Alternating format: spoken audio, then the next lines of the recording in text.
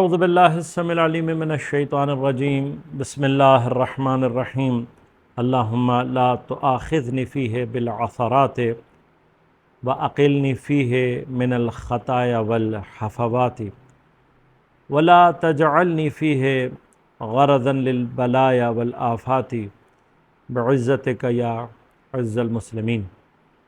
ماہ مبارک رمضان کا 14واں دن ہے۔ ہم تقریباً وسط ماہ مبارک رمضان میں تقریباً نصف ماہ مبارک کو گزار چکے ہیں۔ ایام بیض دعائے مجیر کو پڑھنا مت بھولیے گا۔ آج کے دن امام ہم سے فرما رہے ہیں کہ پروردگار سے دعا کرو، پروردگار لا تؤاخذنی، پروردگار میرا مؤاخذہ مت کرنا، فیہ آج کے دن بالعثرات، میری خطائیں، میری غلطیاں جو مجھ سے ہوئی ہیں، پروردگار اس پر آج کے دن مجھ سے مواخذہ مت فرما۔ انسان خطا اور لغزشوں کا پتلا ہے۔ پروردگار تو نے ہمیں خلق ایسا کیا ہے، ہم سے تجھے گناہوں کی اور لغزشوں کی توقع بھی ہے۔ پروردگار آج کے دن ہماری ان لغزشوں سے جو ہم سے ہو جاتی ہیں مواخذہ نہ فرما۔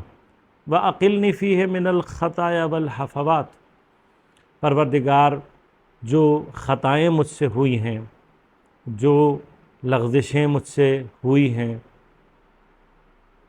پروردگار اس میں اقلنی فیہ۔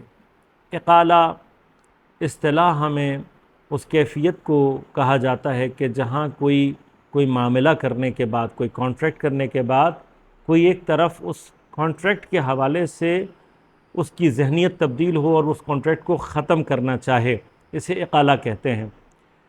بزنس کے دوران مومن اگر کسی مقام پر کانٹریکٹ کرنے کے بعد نادم ہو رہا ہو یا وہ معاملہ نہ کرنا چاہ رہا ہو کسی اور مجبوری کی بنا پر، تو اس کا اقالہ یعنی صرف یہ کہہ دینا کہ بھائی میں یہ معاملہ نہیں کرنا چاہتا، مستحب ہے کہ اس کے اقالے کو قبول کیا جائے، اس کی بات کو قبول کیا جائے۔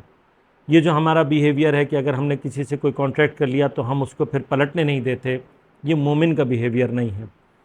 اور جب ہم دنیاوی معاملات میں پروردگار ہم سے کہہ رہا ہے کہ کسی مومن کو اگر وہ نادم ہو رہا ہے اس معاملے سے اور پیچھے ہٹنا چاہتا ہے قبول کرو، تو خدا اس سے بہت زیادہ مہربان ہے کہ جب اس کا بندہ اس کی بارگاہ میں آ کر کہتا ہے پروردگار جو غلطیاں مجھ سے ہو گئیں، جو لغزشیں مجھ سے ہو گئی ہیں، عقلنی، پروردگار میرے عذر کو، میری ندامت کو قبول فرما، تو پروردگار ضرور قبول فرمائے گا۔ وَلَا تَجْعَلْنِي فِيهِ غَرَضًا لِلْبَلَايَا وَالْآفَاتِ، پروردگار آفات اور بلایا، جتنی بھی بلائیں ہیں وہ میری منتظر ہیں، اگر تو مجھے ان سے بچا لے گا تو پھر میں ان تمام چیزوں سے دور رہ سکتا ہوں۔ پروردگار مجھے ان کا نشانہ بننے سے بچا لے آج کے دن۔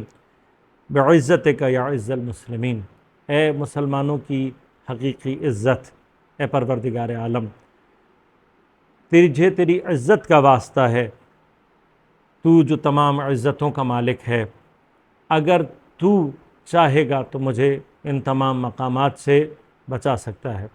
السلام علیکم ورحمۃ اللہ وبرکاتہ۔